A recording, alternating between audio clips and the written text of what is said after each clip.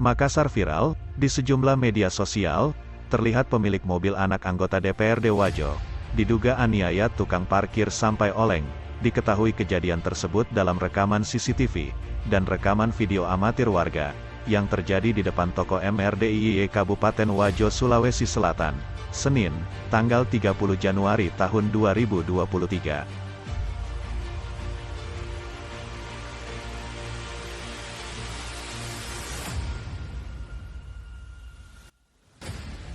Kita mau berbicara hak kan? Apalagi kewajiban IMB-nya ini sampai mana? Saya tanya dulu. Bahkan IMB kita kalau berbicara, kalau kan IMB-nya itu nggak di situ. Itu IMB itu, jangan gitu dong. Kalau mau berdebat, anda kan mau berdebat, silahkan ke sana ke DPR. Ayo kita berdebat di sana.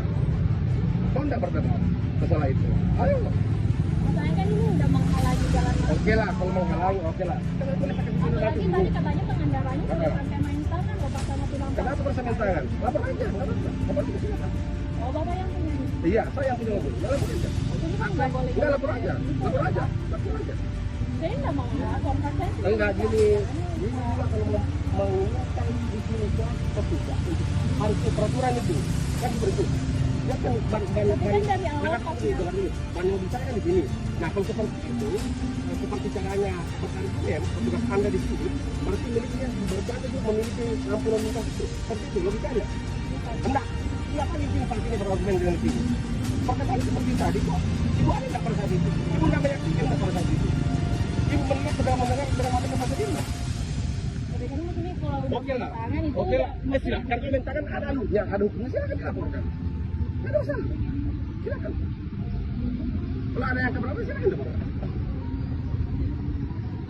Nah. Sudah minta masuk. maksudnya iya Pak. Sudah dengar dulu Pak, saya Sudah, saya bilang sudah. Pak, saya ini cuma mau Sudah, saya bilang sudah. Orang sudah berapa di sini? Apa sudah? Pak, kurang aja sih, kalau lagi gimana? Apa kurang ajar? Kurang ajar. Sudah, mari. Sudah lakukan aja, lakukan aja.